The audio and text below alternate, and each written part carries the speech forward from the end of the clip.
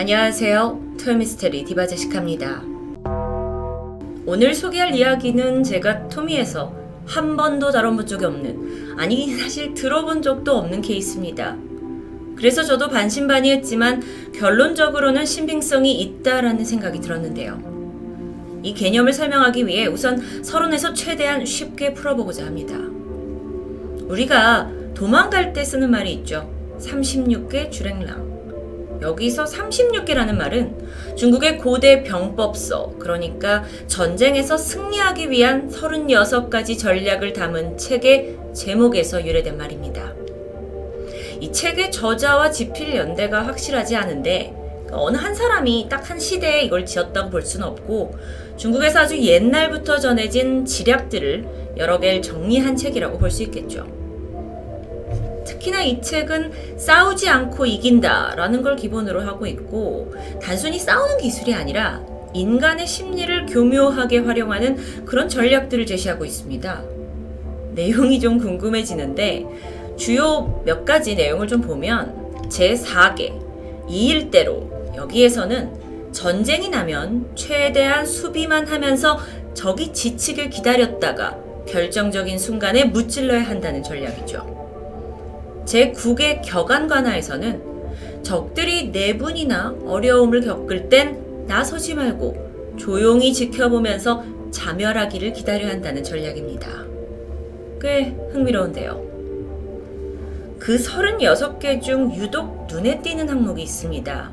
바로 14번째 전략인 차시환혼. 이걸 한자를 그대로 직역하면 죽은 자의 영혼이 다른 주검을 빌려 부활한다는. 에? 이게 좀 전쟁과 동떨어진 뜬금없는 내용처럼 보였죠. 결론부터 말씀드리자면 이 말은 아직 이용 가치가 있는데도 버림받아 있는 무언가를 교묘히 찾아내서 자신의 편으로 만들라는 전략입니다. 네, 다소 어려운 이야기는 여기까지였고요. 지난 1959년 대만에서 실제 이 사자성어의 뜻 그대로 죽은 자가 다른 자의 몸을 빌려서 살아나는 일명 차시환혼 사건으로 엄청난 화제가 되었습니다. 1958년 찐먼다오라는 섬에서 대만과 중국 본토 간의 전투가 있었는데요. 이 전쟁으로 섬에 살던 주민들은 찐먼다오 섬을 떠나야 했고 급히 피난길에 오릅니다. 그리고 그 중엔 18살 소녀 쭈슈아도 있었죠. 그런데 이 피난 배에 오르기 직전에 중공군의 포탄이 떨어졌고 이 일로 쭈슈아의 부모님이 그 자리에서 사망하고 말았습니다. 우여곡절 끝에 쭈슈아는 간신히 배에 오르게 되는데요. 심지어 이 배가 또 항로를 잃어요. 그리고 바다에 표류했죠. 그나마 다행히 얼마 후에 하이펑다오라는 대만의 또 다른 해변에 도착합니다. 하지만 배 안에 있던 난민들은 이미 굶주림과 추위로 사망을 했고 쭈슈아만이 간신히 생존해 있던 상황이었죠. 현지 어민들에게 쭈슈아가 발견이 되었지만 어민들이 보니까 쭈슈아가 약간 몸에 금붙이 장식물을 가지고 있는 겁니다.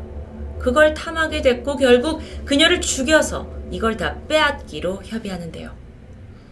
부모도 잃고 여기까지 겨우 살아남은 쭈슈아는 목숨만 부지해주면 난 뭐든 다 하겠다 라고 애원했지만 어민들은 냉정했고 결국 그녀를 홀로 작은 배에 태운 채 바다로 밀어내버렸죠.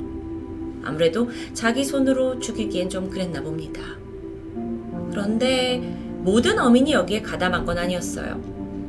그중 린칭다오라는 어부는 유일하게 그녀를 구하려고 했지만 동료들의 후환이 두려워서 떠나가는 배를 지켜볼 수밖에 없었는데요. 이후 집에 돌아온 린칭다오는 쉽사리 죄책감을 떨쳐낼 수 없었습니다.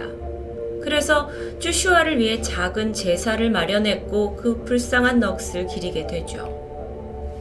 그런데 얼마 후부터 마을에 이상한 일이 생기기 시작했습니다.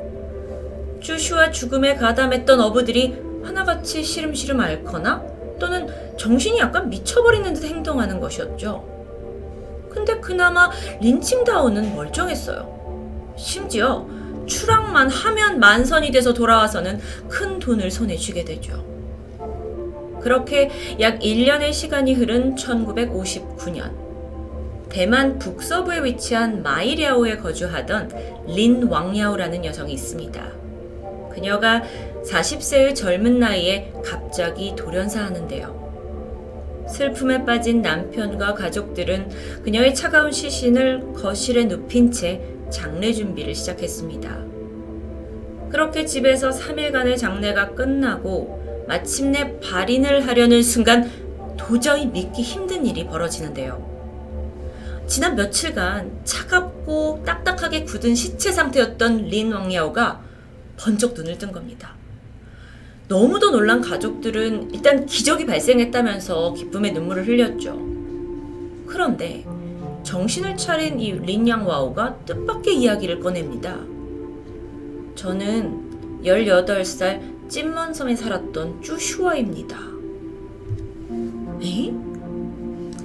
그 당시에 남편과 가족들은 죽음에서 겨우 살아난 그녀가 정신이 좀 이상해진 거라고 그렇게 이해하려고 했습니다.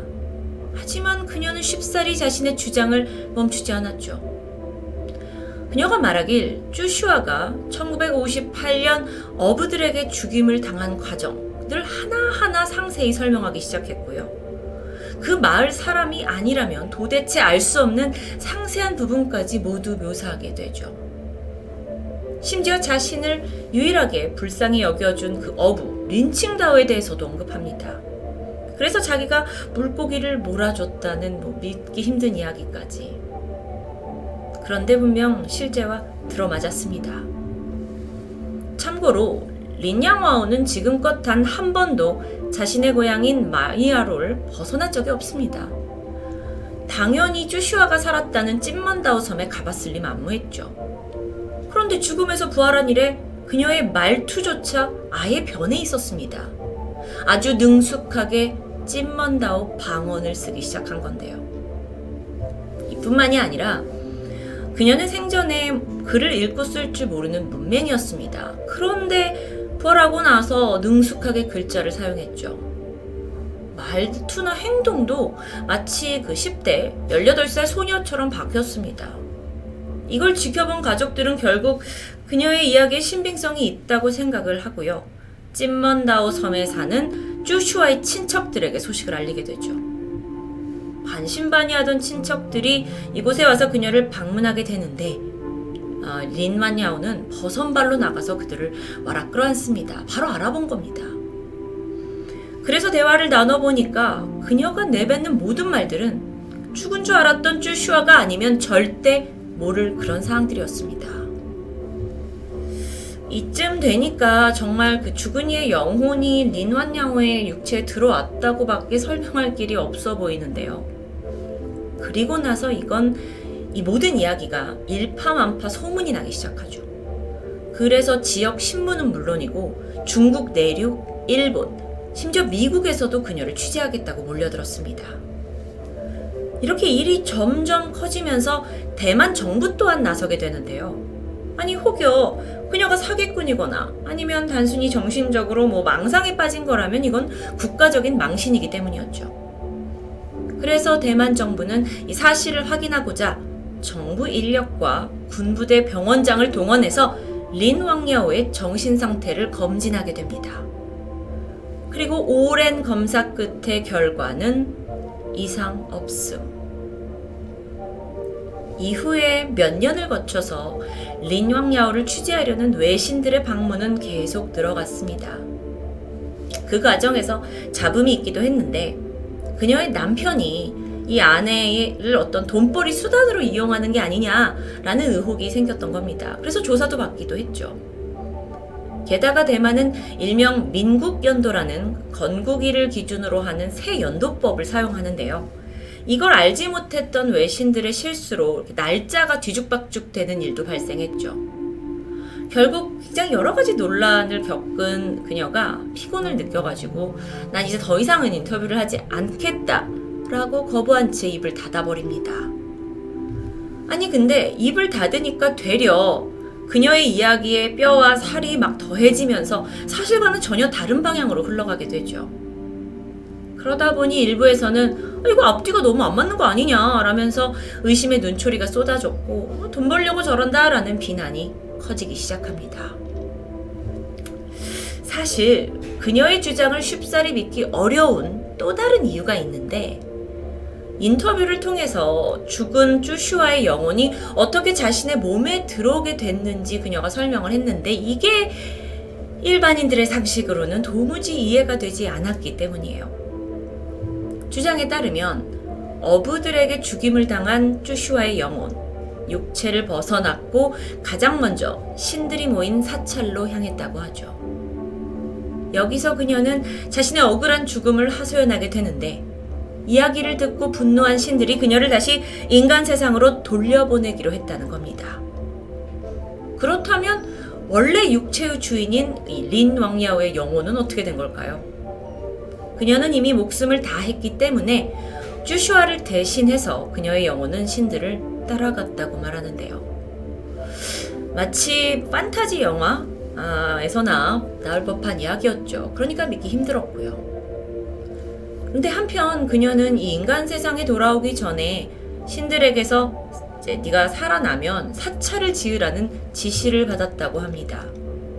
그래서 1971년 마이랴오 지역에 매교 진동궁이라는 이런 사찰을 짓게 되는데 이후에 그녀의 이 환생 스토리, 부활 스토리를 믿게 되는 많은 사람들의 발걸음이 끊이지 않았습니다. 그리고 실제로 현재 린 왕야오는 중화권에서 가장 믿을 만한 최고의 차시환원 사례로 기록되고 있습니다. 지난 2018년 5월 23일 그녀는 97세의 나이로 세상을 떠나게 되는데요. 생전에 했던 인터뷰에서 그녀는 자신은 여전히 다른 사람의 육체를 빌려 살고 있다고 고백합니다. 그러니까 린 왕야오가 아니라 내 안에는 쭈슈아가 있다 라는 그 토대로 이야기를 한 거죠. 그러면서 그 기분이 마치 다른 사람이 살던 낡은 집에서 사는 것 같다면서 자신이 인간 세상에 돌아왔지만 나는 결코 내 삶을 살 수 없었고 육체의 주인 린 왕야오의 삶을 차분히 이어갔다고 심정을 밝혔습니다. 그러면서 다음 부분이 흥미로웠는데요. 그녀는 지난 97세의 삶에서 가끔 이 세상에 돌아온 것을 후회할 때가 있다라는 말을 남기기도 했죠. 그녀가 사망한 뒤에 가족들은 묘비에다가 과연 어떤 이름을 적어야 할지 고심했습니다. 그리고 결론적으로 묘비명에는 린 왕야오의 이름이 들어가는데요. 장례식에 사용되는 명패에는 린 왕야오와 쭈슈아 두 이름이 모두 기재됩니다. 사실 중국 고대 서적에서 이 차시환원에 대한 이야기는 종종 찾아볼 수 있었습니다. 과거 이현이라는 사람이 중국 고대 사상가이자 도덕가인 노자를 만났고 그를 스승으로 삼아 불로장생의 법을 배우게 되는데요. 그 방법은 바로 자신의 육체와 영혼을 분리시키는 탈신술이었다고 합니다. 어느 날 이현은 제자에게 자신의 육체를 지키라고 부탁하고는 탈신술을 이용해 약 7일간 유랑을 떠나게 되는데 즉 그의 육체는 쉽게 말해서 우리가 아는 식물인간 상태가 된 거죠. 그러던 중 제자가 어머니가 위독하다는 소식을 들었고 고심 끝에 이현의 육체를 화장시켜 버린 뒤 고향으로 떠나게 되죠. 이후 7일째가 되던 날 이현의 영혼이 세상에 돌아와 보니 다시 들어갈 육체가 사라진 상태였고요. 결국 그는 할 수 없이 막 숨이 끊어진 거지의 시신으로 들어갔다는 이야기가 있습니다. 물론 진위 여부는 우리가 증명할 길이 없죠. 중국 고대 서적에서 나오고 있으니까요. 하지만 한 가지 분명한 것은 이건 우리가 평소에 알고 있던 환생 스토리와는 좀 다르다는 건데요. 환생이란 건 죽은 자의 영혼이 또 다른 생명으로 다시 태어나는 걸 말합니다. 혹시 이것에 대한 흥미로운 케이스가 궁금하시다면 지금 사진 속에 보이는 토미 환생 영상을 보시면 그 자세한 사례를 알 수 있으실 텐데요. 환생은 죽은 자가 단순히 살아나는 부활과는 분명 다른 거죠. 그리고 죽은 사람이 산 사람의 몸에 들어오는 어떤 빙의와도 성격이 다릅니다. 오늘 스토리는 정말 새로웠습니다. 차시환혼. 죽은 자의 영혼이 또 다른 죽은 자의 몸을 빌려서 살아난다? 저는 이걸 좀 더 현실적으로 해석해서 어쩌면 남의 시신을 빌려서라도 어떻게든 살아나고 싶은 또는 어떻게든 죽은 자를 살려내고 싶은 인간의 강렬한 열망이 반영된 게 아닐까 생각이 드는데요. 이 세상엔 분명 우리가 이성적으로 쉽게 받아들이지 못하는 미스테리한 일들이 많이 발생하고 있습니다. 그런 걸 워낙 많이 다루다 보니 전 린 왕야오의 고백들이 단순히 정신 나간 사람의 망상이라고 느껴지진 않는데요. 이 이야기를 다 들으신 여러분의 생각은 어떠신가요? 토요미스테리 디바제시카였습니다.